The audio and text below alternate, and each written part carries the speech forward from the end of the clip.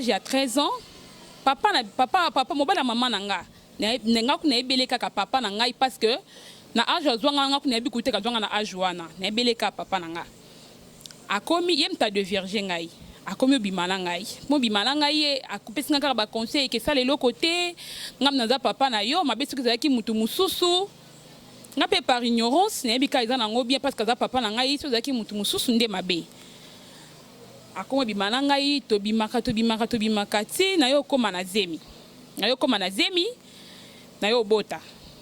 Mama avant tant na komi na zemi. Mama coincé ngai zema nani. Na kosika ke note mobali aza na voyage. Papa conseille maman ke note tika ye comme bala aza na voyage soki aye comme ça akobimisa biso et pas mobali wana. Msuzaleka nda kungana papa.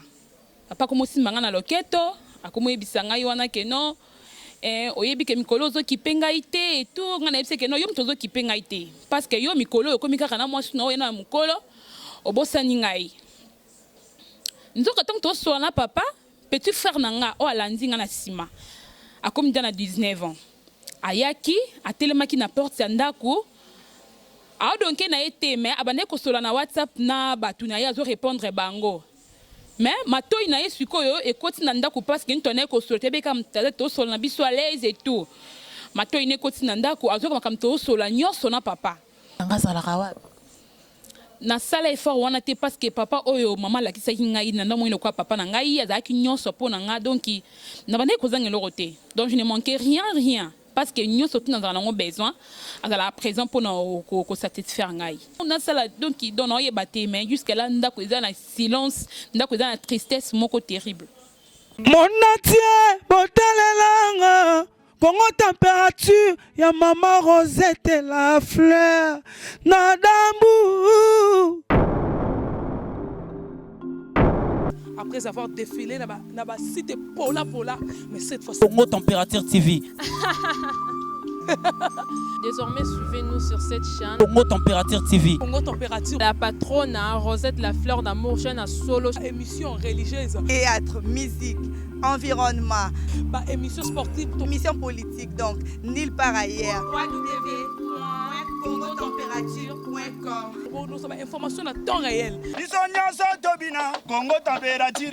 Et yena mo pepe asika. Ya tobina Congo Température. Et yena mo pepe asika. Mbote mingi na bino balanzi ya Congo Température o ya yemoko la femme légitime maman Rosette la fleur d'amour maman ezalaka la motema monene maman ayebaka bongo souci ya bana na ye boyebi bien ke Lorraine Mutoka soki bomoni ye boye ayaka na masolo na kati ya masolo ya kini émission na bino o bomesana bongo kolanda vraiment na kati ya Congo Température hein lelo to sa tusu na lisolo moko o eza bongo vraiment ya malamu lisolo moko ya bien ndeko mwasi ayepo abetela biso lisolo mais sauf que ye alobi ke elongi na ye emonana te aboyi vraiment ke tozwa elongi na ye po na ba raison na ye moko ba raison privée na ye aboyi ke elongi na ye eyebana mais histoire yango jusqu'à maintenant ngai na mon réalisateur tisiko toyebi yango te toyebi yango vraiment te toluka toyeba yango bonjour ndeko mwasi.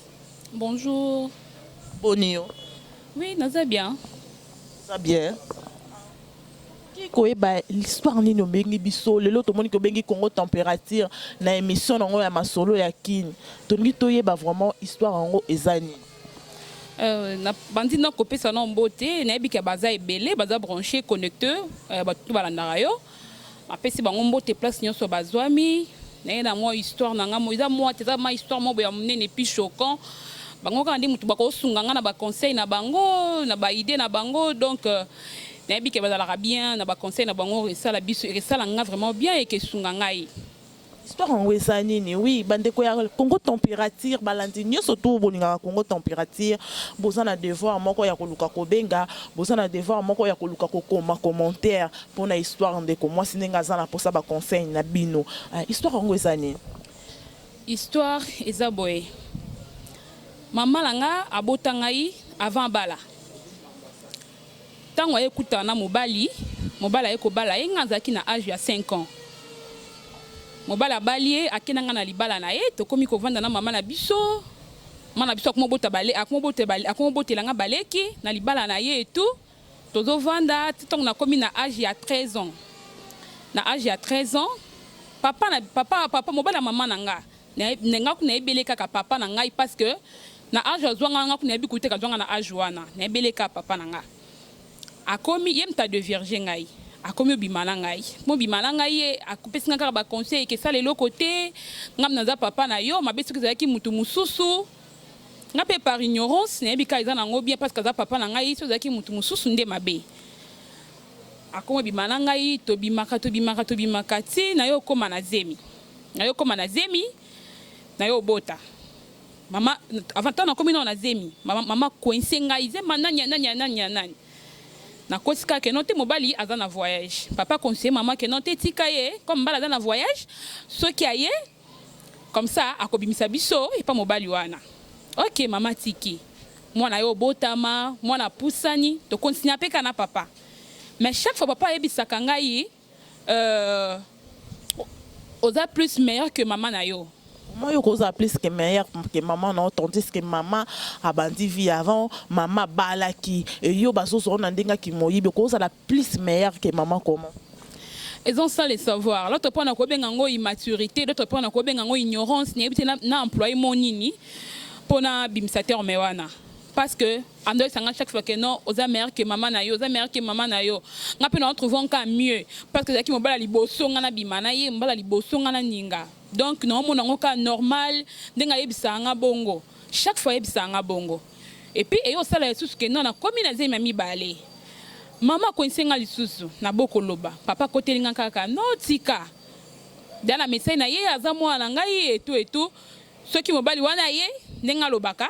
Tout le monde est kaka tout faut pesa ba monde et tout to continuer kana papa ka bongo papa tant que ça kolobate que non tu es meilleur que ta maman to continuer ka et tout jusqu'à ce que jour mususu maman kendaka musala papa kendaka musala papa yaka avant nanda ku ke maman et quoi arriver jour mususu zaleka nanda ku ngana papa comme si mangana loketo akomo ebisanga wana que non oyebi ke mikolo zo kipenga ite et tout ngana yebise ke no yo mtozo kipenga ite parce que yo mikolo yo komi kaka na mwasi no na mukolo obosani ngai nzoka tant to so na papa petit frère nanga o alandi nga na sima akomi dana 19 ans ayaki atelemaki na porte ya ndako a donke na ete mais abane ko sola na WhatsApp na batu na ya zo répondre bango. Mais matoi na yesikoyo ekoti na ndako parce que ntone ko sola tebe kam to sola na biso à l'aise et tout. Matoi ne koti na ndako azo kam to sola nyoso na papa. Mais ye a finani kaka WhatsApp na ye azo répondre par WhatsApp. Réaction na siko etant que yo ki ke yo zo papa zo ba ke non oza mwasi malamu, oza mwasi na ye réaction ya petit frère on ezala kini. Tango akoti na ndako directement papa, nga papa to se paniquer. Papa sikoyo akomi ko gangela ngai yo kakate boye ba commencer ba sembla wana yo kakate et tout ayo le kakoti na ye abimi akoti na chambre et puis ayo bima donc papa a quitté papa limwe moko boye mama yo zonga allez après na petit frère nga asaki lokola mutu agangela ngai tout mama sikoyo azu relève ko gangela ite tout aza grande sœur na yo na bota bino na kabola bino te na zwa ye ya na yo leki na ye na bokola bino bien et tout petit frère directement a lancé ozwaka ye mwana yo te kazala mbanda na yo bala mibale oya bota wana si abota ngona mobile na oti je sais pas ce qui balandi ya Congo température bazo comprendre loko moi na baye na libala et moi na directement akomi mbanda ya mama na et ce qui wana te moi na komi kobota na mobile ya mama na et en plus maman a apprendre message en comment pas ya petit frère réaction ya maman siko tanga yoka kibongo maman lobaki nini to pe maman sala kini. Maman directement akomi paniqué maman jusqu'à maintenant maman a toujours paniqué. Elle a toujours paniqué. Maman zo zelangai ngana vana na banda obetela maman histoire nyonso. Naza prête. Yo yebsa maman histoire nyonso. Mais ce qu'on a zo ebate na senga maman pardon. Maman olimbi sangai. d'autre part yango nayaki koluka bino parce que bakonseil na bino nde yango esunganga vraiment nayebi ke boloba trop naza mwana mabe wana nga mona ose condamné nango de 100%. Naza mwana mabe mais nayebi te nasenga mama pardon mama olimbisa nga nayebi te nakanga biloko na ngai na voyager nayebi te ou bien nazwa ndaku nayebi te nasala nini na voyager na kima na ngaka mama bongo sana ebisa likambu parce que na moi lokwa muto olimbisa na ngai te bien afandisa mama na senga mama pardon bien afandisa famille mobimba bayeba ke bana nga na botami bali bazala bana papa o abokolanga na ebité donc là vraiment on a dans un thème embarras de choix na ebate na sala nini na lo donc na lo bana nani na ebité. Ma chérie, s'il te plaît, na bosani sous combo, mais na lukana ye ba moi mukie. Bongo papo abota yo. Pour olobi bien que mama yaki na ona libala. Bongo papo abota yo azalaka wapi. Papo abota nga na tikala ko yeba yata mukolo moko te. Donc na mona yete, na yeba yete. Sala pe ba effort te ya kotuna mama, papa na nga azalaka wapi. Na sala effort wana te parce que papa oyo mama la kisaki ngai na ndamo ino kwa papa na ngai azaki nyonso po na nga donc na bande kozanga loko te donc je ne manquais rien parce que nyonso tout na ngo besoin azala présent pour na ko satisfaire ngai. Bongo bana na yo wana botina papa na bino bana mibale bana tong baza bandeko quand même pe moi bilongi kokanaka baturata moi ko kamwa te ndenge nini bano yo bazalaka na bilongi ya bana intel ata moi ko mituna bongo bat balobaka ngote. Effectivement batu balobaka trop na veni to vandi même ba voisine waka bana bakoka na baleki na obo ndenge nini bana maman na nga défendanga toujours okay oui c'est normal ko kana baleki na parce que baza ba noko na bango donc c'est normal ba ko kana ba noko na bango en plus ça fait du place moko elongi zalaka bongo ko vendre place moko en plus de ça makila donc maman défendanga nga kaka chaque fois.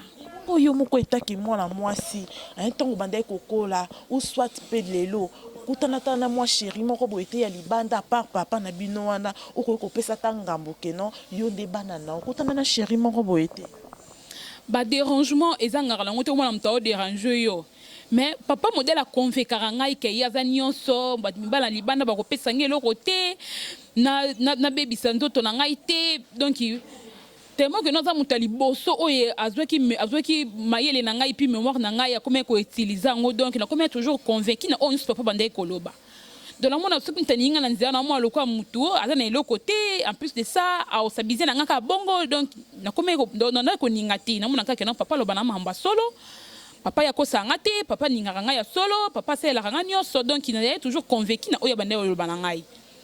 Bongo siko lelo na ndenge makambo nyonso to ekomi ye papa zolobani papa jusque là makambo ndenge ekomi boye papa aza toujours bouche bée bon na chambre na ntina mama osola nini mais na ndako toujours kimia moko terrible donc silence moko o ngamona ko supporter ngote doti nanga donc na longo donc dans 2 jours awa so na du réponse na bino te wala na longwe. Donc na senga pardon na sala donc qui donne oye baté mais jusqu'à là ndako eza na silence ndako eza na tristesse moko terrible. Mutuna moko yelinga pe lisusu na ngina tuna nono na yeba est-ce que ba relation na papa bosaki kosala ngo kaka na ndako ou soit papa ndai ko benga quelque part ezala ki ndenge ni vraiment po koma na bolingo tina niveau ko bota ezala ki 2 fois na ndako 2 fois pe msusu moi que non tu vois zonga msalare a zonga ndako te mo na benga que non na kuta e place boye donc ezala ki bongo.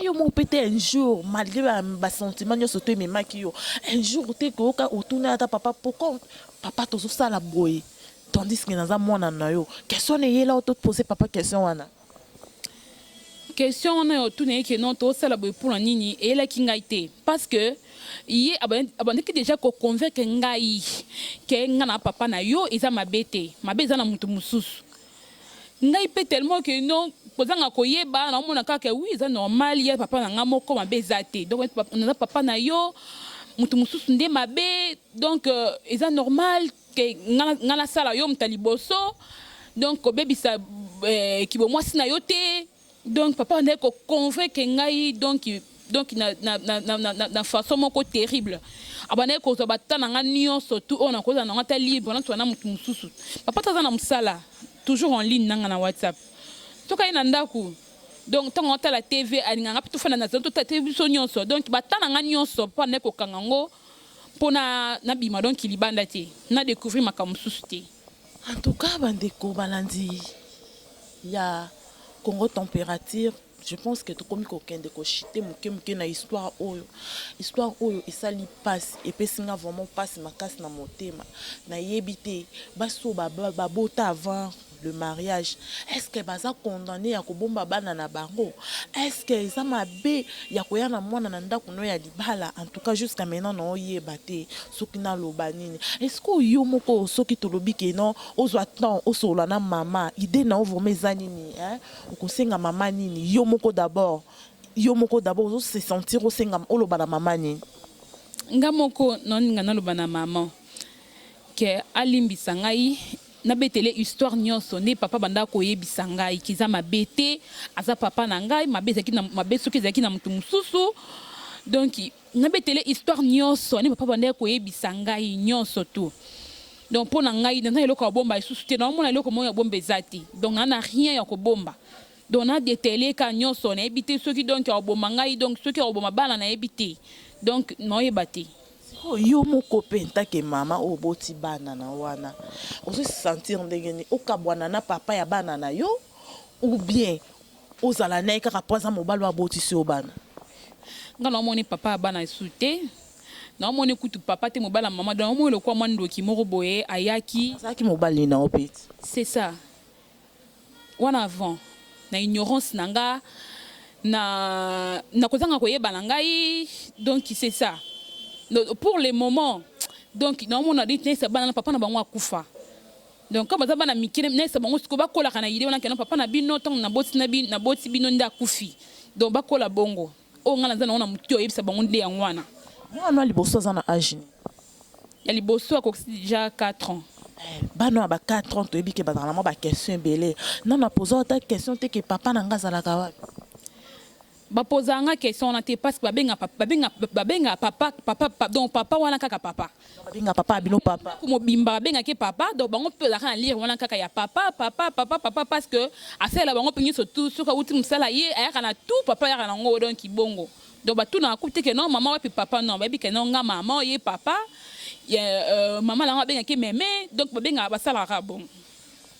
Si vraiment donc comme na suka ya émission na biso mais yo to préférer on s'adresser un mot pas à maman et en plus c'est pas à papa ce qui peut profiter à ça la avis de recherche de papa à botayo directement ko lo ba a opesi comme maman na yo opesi comme na yo pour papa na yo o ya bota peut peut-être à mon na on lo baka ke za boy na ebité ce qui mais miso yo maman na ko landa ngo comment donc na ebité eza ke non maman limbisanga naka mwana yo naza makila na yo oye komelaki ngai na ebite komelaki ngai na ebite na benga ngo envoûtement te mais na benga ngo ezaki immaturité parce que donc ekomi déjà kotika nga na ndako nina wanda kotika ngai papa bana toujours ko sabiser na ngai bana toujours ko sala nga toujours que no bebisa toujours moral na nga jusqu'à ce kabima nanga. Soko yoka message na ngai maman je demande pardon maman zaka maman nanga ato benga na ngai partenaire ozala na yebaka yo nde maman nanga ato boma ngai na ko accepter boma ngai parce que c'est le moko très choquant mais ozaka maman nanga c'est le moko très douloureux on a ko bosana tam ko moko te na bité donc et ça nga passe na mutema donc bino bolanda nga bolimbisanga na ebike boloba mingi ma bolimbisanga kaka donc papa abota ngai na ebite soka zalaka wapi soka zalaka na souci ya koyeba ke abota mwana monko boye kombo na Priscille donc na ebite donc na la douleur ben tant na sola na maman na ko meka pe soka me andimi kolimbisanga non mais quand peu na tout na ce qui a causé ata na moi source moko boye ya maman ya papa na ngai on a cause du layer facilement donc naza na douleur makasi vraiment na ebité ba réponse na bino et sunganga vraiment et sunganga. Merci beaucoup, merci ma chérie. Merci à vous aussi, Balandi, ya Congo Température. Nabi ke bozala ki ebele pour na kolanda émission na biso ya mokolo ya lelo. Kasi to komi bongo na suka ya émission na biso.